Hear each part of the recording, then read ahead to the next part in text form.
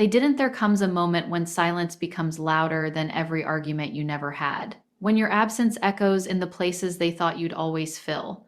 And suddenly, the comfort of distance turns into the weight of regret. Not because you spoke, but because you finally stopped. Now listen closely. When someone avoids emotional depth, it's not because they don't feel. It's because feeling overwhelms them. Avoidance is not strength, it is protection built from fear. Fear of intimacy, fear of accountability, fear of being seen too clearly. And when you were present, they could hide behind distance. When you were explaining, they could minimize. When you were chasing, they could stay comfortable. But when you became silent, everything changed. Because silence removes the distraction. Your silence doesn't scream. It doesn't beg. It doesn't accuse. It simply is. And that stillness forces reflection. This is where the awakening begins. Avoidant hearts do not feel loss immediately. They feel relief first. Relief from responsibility. Relief from vulnerability. Relief from having to show up fully, but relief is temporary, and truth is patient. Eventually, the noise fades, the distractions sink, and the question rises quietly. What did I lose? Not who left, but what was offered. They begin to feel the weight of what your presence provided: consistency, emotional safety, patience, loyalty. Things they once took for granted because they assumed permanence without participation. And here is the wisdom many never understand. Your silence is not revenge. It is alignment. You didn't walk away to be missed. You walked away to be whole. You chose peace over explanation, self-respect over self-betrayal, growth over waiting. And that choice creates a mirror they cannot avoid. Because now the very things they feared, connection, accountability, emotional depth, are the things they crave but no longer have access to. This is where regret forms. Not dramatic, not loud, but deep. Regret shows up in moments they least expect: late nights, quiet mornings, empty victories, when no one else sees it, when pride has nothing left to protect. And while they wrestle with realization, you are rising. You are learning that love should not require self-abandonment. That effort should not be begged for. That alignment feels calmer than chaos ever did. Divine order works this way. Sometimes people lose access not because they are punished, but because the season ends. Because lessons must be felt, not explained. Because growth requires separation. And if they truly change, they will understand this truth. You didn't leave to hurt them. Your silence hurt because it revealed the truth they avoided. So stay grounded, stay quiet, stay faithful to your healing, because what's meant to grow with you will meet you in presence, not distance. And what couldn't meet you there needed the lesson your silence delivered. Silence is often misunderstood as cruelty, punishment, or emotional warfare. But in truth, silence is one of the purest expressions of self-respect. It is the moment you stop explaining your worth to someone who has already decided not to value it. Silence is what happens when your soul realizes that constant effort without reciprocity is self-betrayal. It is not an act against another person, it is an act for yourself. When you choose silence, you are no longer participating in emotional imbalance. You are no longer chasing clarity from someone who benefits from confusion. You are no longer overextending your heart to prove loyalty, love, or patience. Silence is a boundary that says, I will not abandon myself to keep someone else comfortable. That is not punishment. That is integrity. Punishment seeks control. Silence seeks alignment. There is a deep spiritual wisdom in silence. In stillness, truth rises. When words stop flowing outward, awareness begins moving inward. Silence allows you to hear what you've been drowning out: your intuition, your exhaustion, your unmet needs. It is the moment you stop negotiating with disrespect and start honoring your inner voice. Silence is where self-respect breathes. People who are accustomed to emotional access often mistake silence as hostility because they benefited from your availability. They grew used to your explanations, your patience, your emotional labor. When that access is removed, discomfort arises not because silence is harmful, but because entitlement has been interrupted. Silence exposes imbalance. An imbalance feels threatening to those who relied on it. Self-respect does not announce itself. It doesn't argue. It doesn't defend. It doesn't justify. It simply steps back. Silence says, I see what this is, and I choose not to participate anymore. That choice is powerful because it requires no validation. It is rooted in clarity, not reaction. There is also dignity in silence. Dignity understands that not every truth needs to be spoken, and not every wound needs to be reopened for explanation. When you have communicated sincerely and your words were ignored, repeating yourself becomes self-disrespect. Silence then becomes wisdom. It becomes the refusal to beg for understanding from someone who chose not to listen. Silence protects your energy. Words cost emotional currency. Explaining yourself over and over drains the spirit, especially when the other person is emotionally unavailable. Silence conserves what remains of your strength. It allows healing to begin where overgiving once lived. It is rest for the heart. In silence, you reclaim power, not power over someone else, but power over yourself. You stop reacting. You stop proving. You stop shrinking. Silence places you back in alignment with your values. It returns you to a place of inner authority where your worth is not up for debate. Self-respect does not require applause. It requires courage. Silence takes courage because it resists the urge to be understood at the cost of your peace. It resists the incentive to chase closure from those incapable of providing it. Silence trusts that clarity will come not through force, but through distance. And in that quiet space, something sacred happens. You begin to feel whole again. Not because someone returned, not because answers arrived, but because you chose yourself. Silence in its truest form is not emptiness. It is self-respect finally speaking without words. Avoidant individuals do not experience emotional pain in the moment others expect them to. Their nervous system is wired to survive closeness by creating distance, so when separation happens, it initially feels like relief rather than loss. Distance quiets their anxiety. Space feels safe. In that early stage, there is often a sense of calm, even confidence, because avoidance has successfully done its job. The absence of conflict convinces them they made the right choice, but relief is not resolution. It is a delay. While others grieve immediately, avoidant hearts postpone grief. They compartmentalize. They distract themselves. They rationalize the separation as necessary, logical, or inevitable. They tell themselves they needed freedom, space, or peace. And for a while, that saintry works. It keeps emotions contained. It keeps vulnerability at bay. The pain comes later. Loss does not announce itself loudly for avoidance. It arrives quietly. It shows up in moments when there is no one to deflect onto, no one asking for connection, no one needing reassurance. When life becomes quiet, the mind grows loud. That is when the emotional weight begins to surface. They start to feel what distance cannot protect them from the absence of emotional safety, consistency, and genuine care. They realize that peace without connection is not peace, it is emptiness. And emptiness has a way of demanding attention.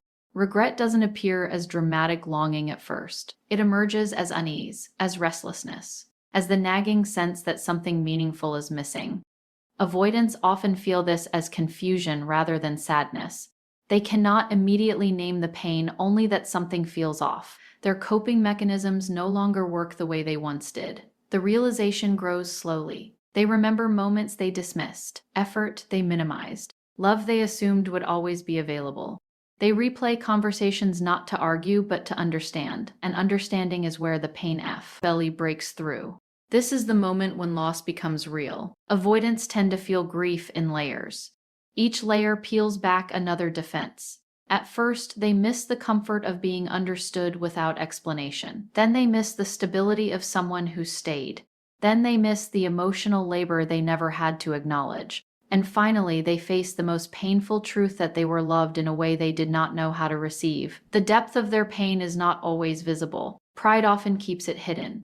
But internally, the loss feels heavier because it arrives after certainty has already passed. They are no longer deciding. They are no longer in control.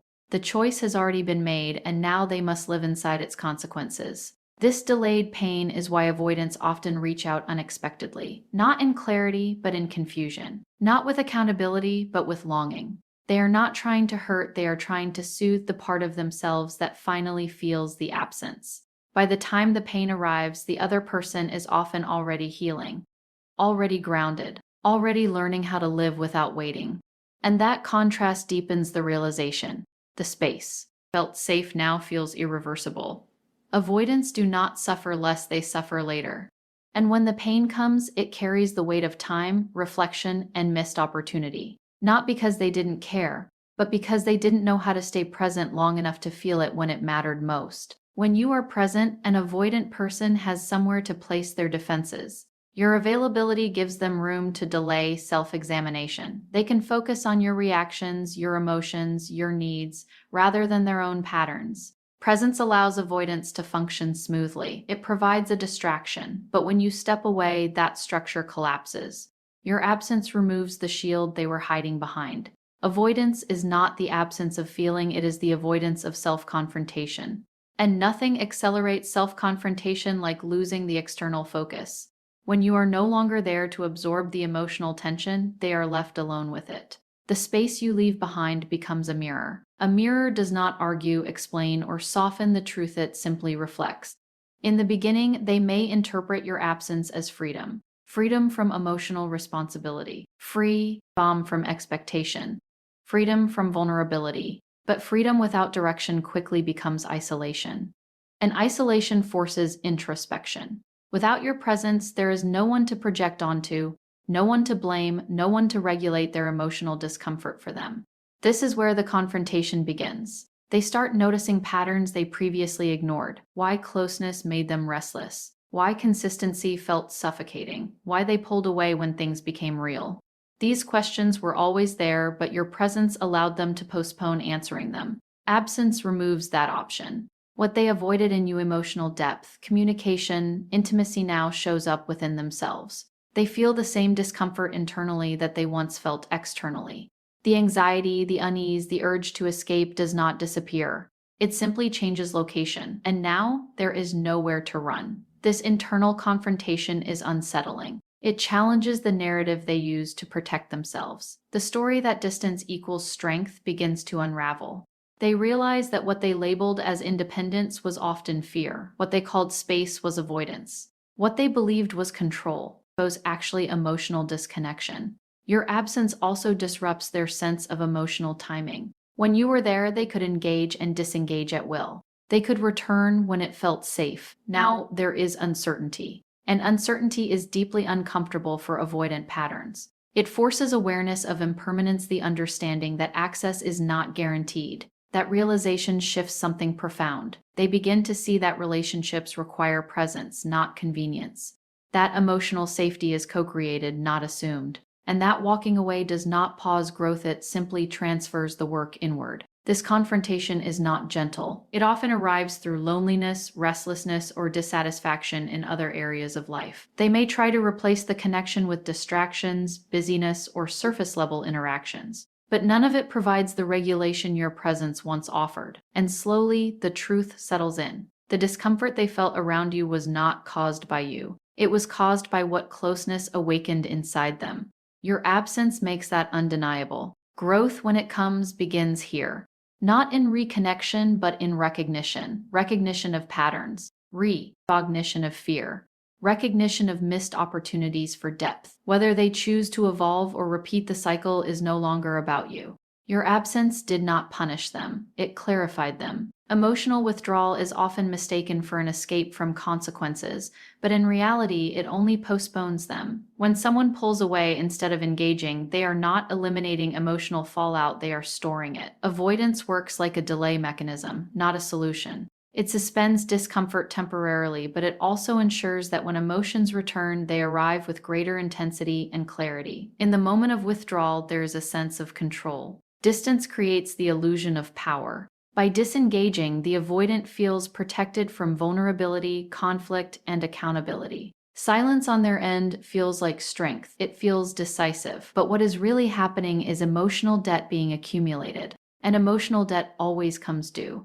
Regret does not appear immediately because withdrawal numbs awareness. By cutting off emotional engagement, they disconnect from the consequences of their choices. They tell themselves the situation is resolved simply because the interaction ended. But emotional truth does not disappear when communication stops. It waits. Time plays a critical role here. As days pass, the nervous system calms and the urgency that justified withdrawal fades. Once that urgency dissolves, clarity begins to surface.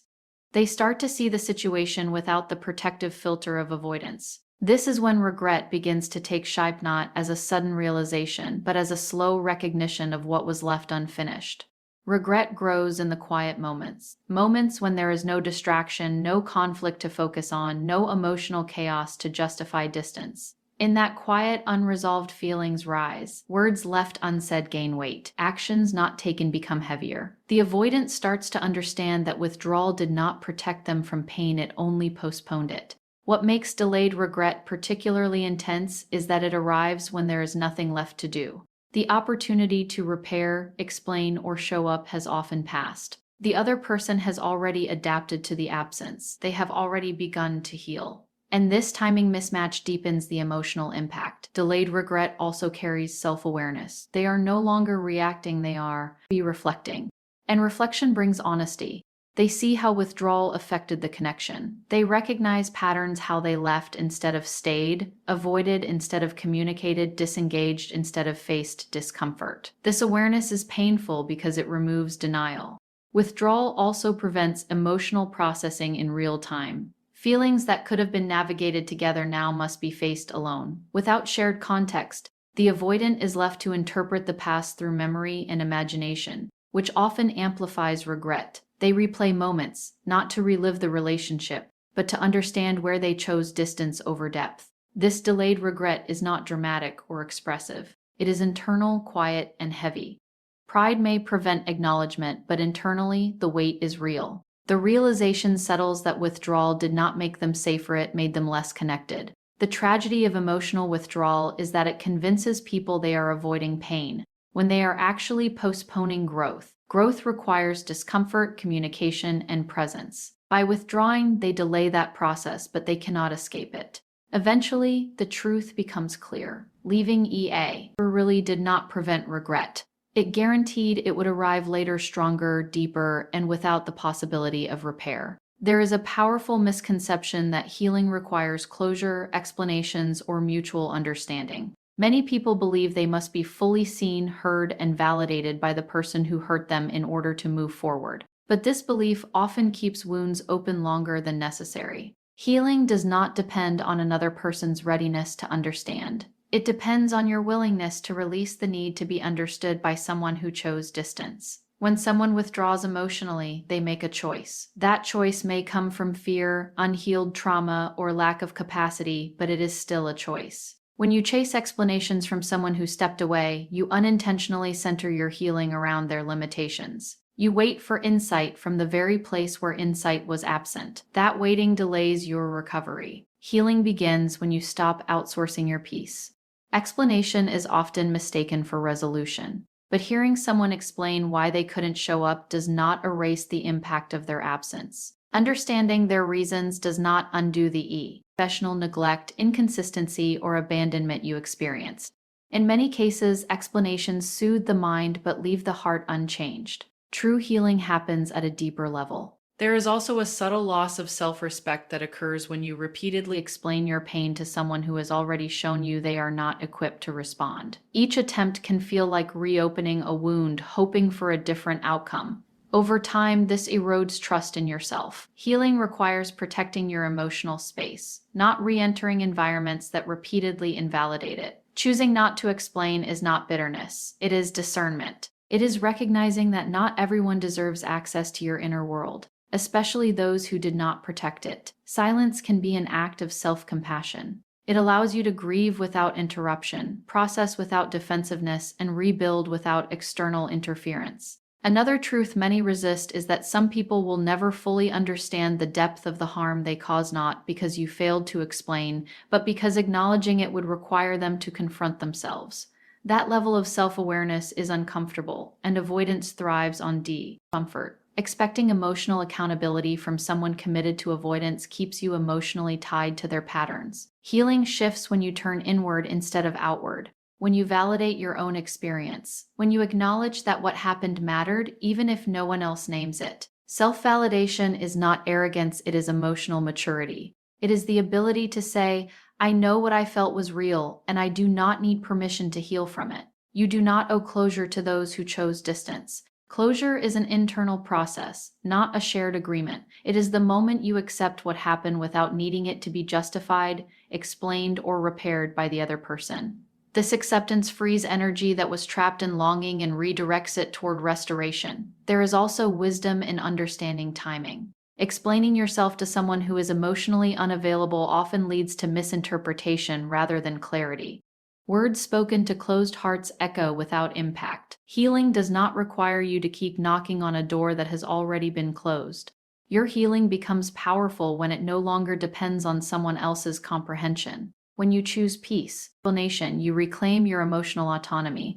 And in that space, growth happens naturally, quietly, steadily, and without needing anyone else to agree with it. For a long time, movement feels like effort. You reach out, you explain, you adjust, you try again. Chasing becomes a habit disguised as hope. It feels productive, like love in action. But over time, chasing drains you. It keeps you in reaction mode, constantly responding to someone else's distance instead of honoring your own needs. Growth does not begin in motion, it begins in stillness. Standing still is not giving up, it is choosing clarity over chaos. When you stop chasing, you interrupt a pattern that thrives on imbalance. Chasing creates a dynamic where one person pursues and the other retreats.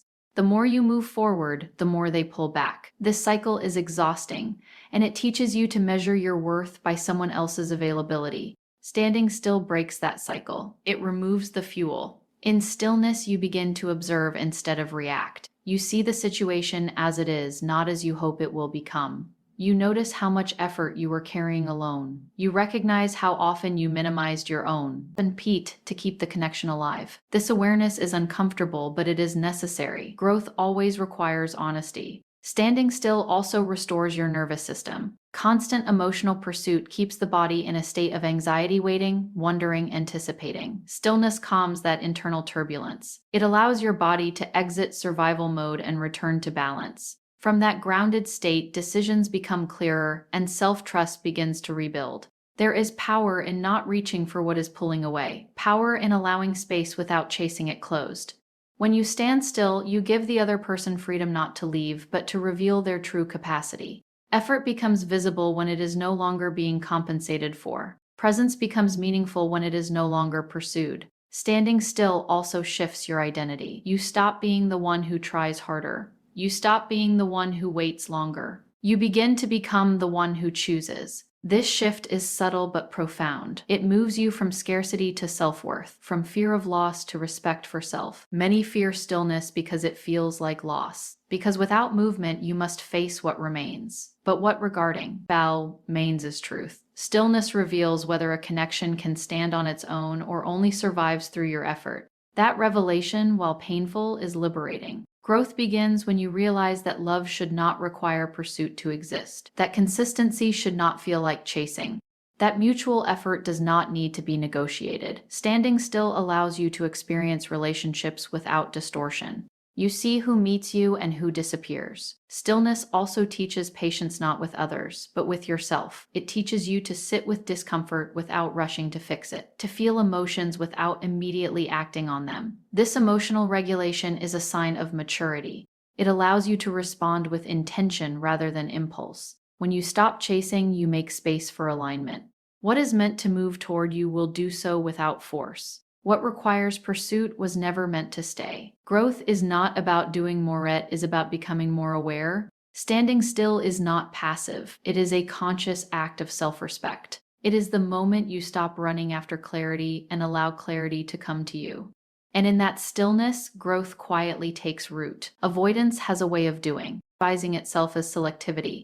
What is uncomfortable in relationship often gets labeled as too much, too intense, or not the right time. Emotional depth, consistency, and vulnerability can feel overwhelming to someone who has learned to survive by staying guarded. Instead of recognizing this discomfort as internal, it is projected outward.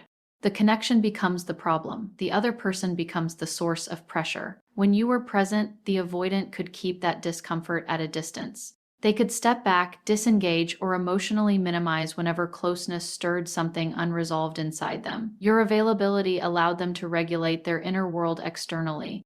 But once you are no longer there, the dynamic shifts. The discomfort does not disappear, it relocates. What they avoided in you does not vanish with your absence, it reemerges within them. The emotional depth they resisted becomes an internal ache. The intimacy they sidestepped turns into loneliness. The consistency they took for granted transforms into instability. Without you there to absorb the emotional weight, they must now carry it themselves, and that is where confrontation begins. Avoidants often believe they are escaping emotional intensity by withdrawing from relationships. But intensity is not created by closeness, it is revealed by it. Closeness brings unresolved wounds to the surface. When you leave, those wounds remain. They simply lose the external focus that once distracted them. This internal confrontation can feel unsettling because it lacks a clear target. There is no one to blame, no behavior to critique, no situation to rationalize. The feelings arise from within, demanding attention. Anxiety, restlessness, and dissatisfaction surface without an obvious cause. And slowly, the realization forms. The discomfort was never about the other person. What they avoided in you, your emotional presence, your desire for connection, your expectation of consistency, was activating something they had not healed. It mirrored their own unmet needs. It challenged the emotional distance they relied on for safety. Without you there, that mirror moves inward. They begin to notice patterns repeating elsewhere. The same urge to withdraw, the same discomfort with closeness. The same cycle of initial connection followed by emotional distance, and without your presence to enter. Didn't rupt or absorb that pattern, it becomes more visible, harder to ignore.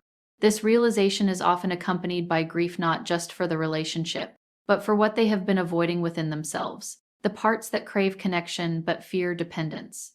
The parts that want intimacy but equate it with loss of control.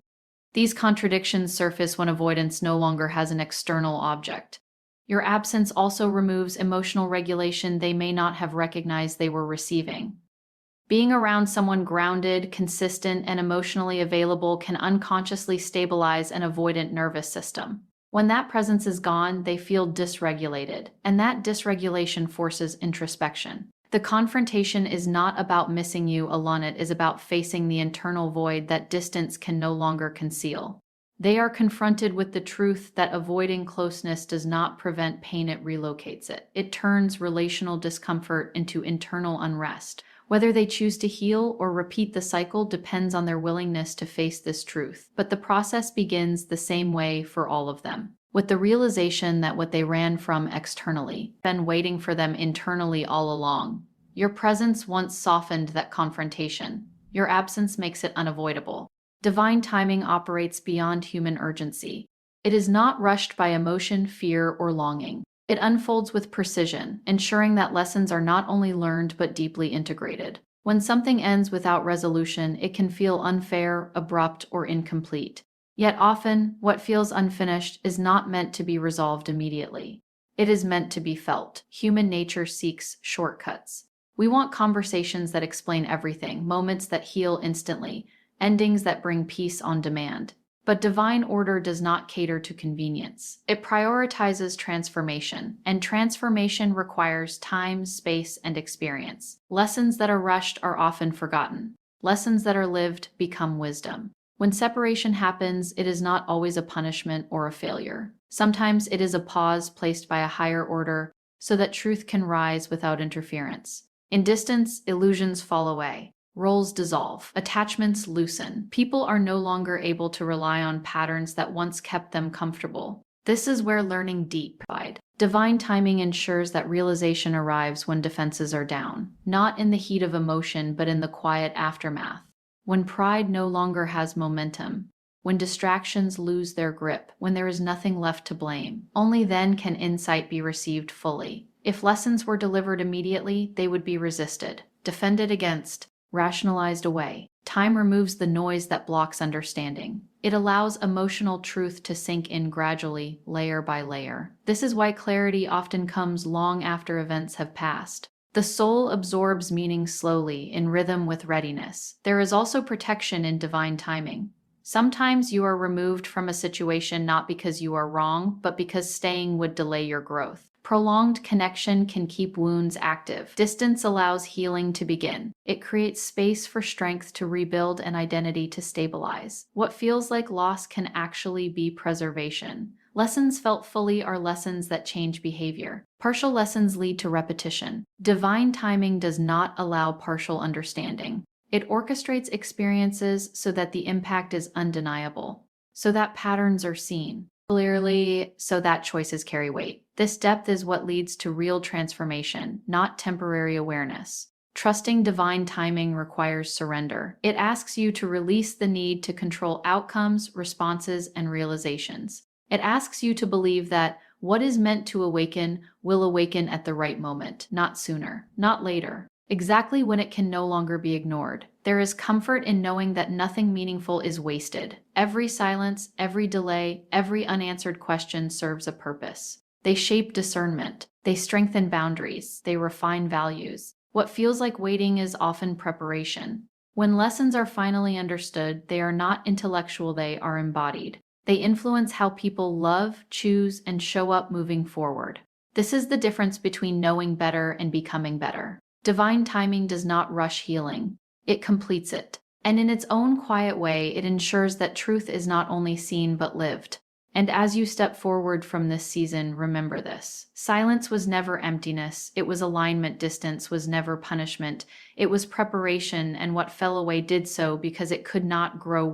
Being called to rise. Trust that every lesson reached its destination, every truth arrived in its time, and every choice you made to honor your peace was guided with purpose.